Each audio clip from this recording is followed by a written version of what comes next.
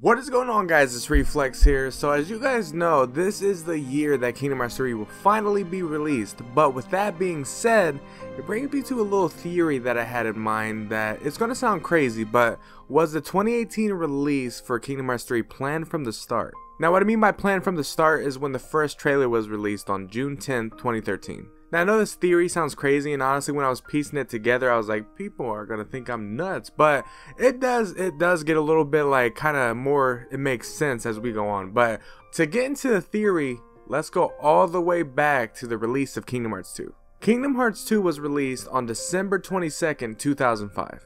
Now fast forward to today in 2018, Kingdom Hearts 2 was released 13 years ago. Now the number 13 may not mean anything to other games, but for Kingdom Hearts it's actually the most meaningful number to the story of Kingdom Hearts, because it's signifying the real Organization 13, or the 13 Seekers of Darkness. Now the 13 Seekers of Darkness debuted in Kingdom Hearts Dream Drop Distance, which was released on March 29, 2012.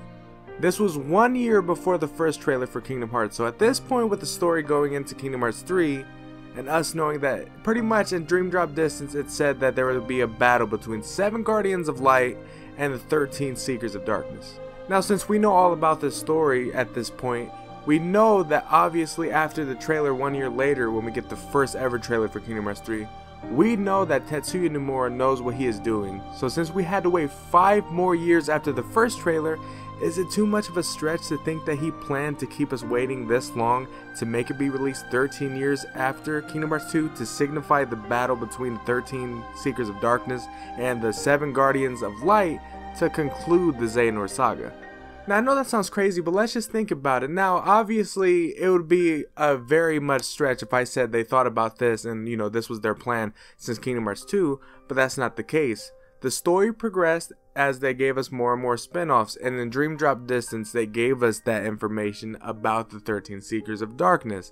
Now when they first released the Kingdom Hearts 3 trailer, at that point probably the game, if they really worked hard on it, the game probably could have came out maybe a little bit earlier. It could have came out last year for all we know, or I don't know, it could have came out even earlier. But when you think about it, it would make perfect sense, the battle between good and evil, and to conclude the Xehanort Saga, 13 Seekers of Darkness, 13 years since KH2, which is the last actual main game in the franchise. So, it just makes sense to me. But let's continue this theory even further. Now this might be me digging a little bit too much, but it's going to make sense when I get into it. Now, when the 13 Seekers of Darkness was announced in Dream Drop Distance, we only know the identity of 6 members. We know Master Xehanort, Young Xehanort, Ansem the Seeker of Darkness, Xemnas, Xigbar, and Saïx. Now if we think of those 6 members, as well as the release date of Dream Drop Distance, which was released on March 29, 2012, to bring that up again, add 6 to the release date of Dream Drop Distance, which is 2012, and you get 2018. Which once again adds up to the 13 years since Kingdom Hearts 2 was released.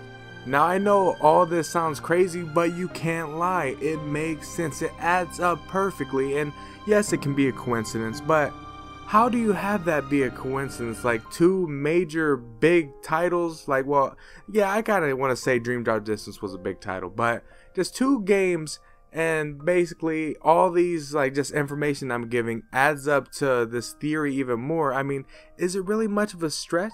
Be honest with me though, is it too much to think about this theory being true? Or is there actually some validity to it, to where it might actually be 100% correct? Because let's think about this through the mind of Tetsuya Nomura.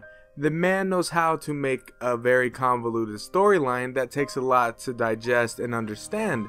So why wouldn't he take this long? Like, obviously, Kingdom Hearts 3 is going to take a while to develop, but, obviously he had all the story in his mind, so he was like, you know what, I'm going to make the fans wait. They want this game. I know they'll want it for a very long time. They'll never stop wanting it, and it's true. We never did. But, make it wait for the perfect opportunity to release it where it just makes sense. And, I haven't seen many people talk about this theory. I don't think it's too far-fetched to not be true.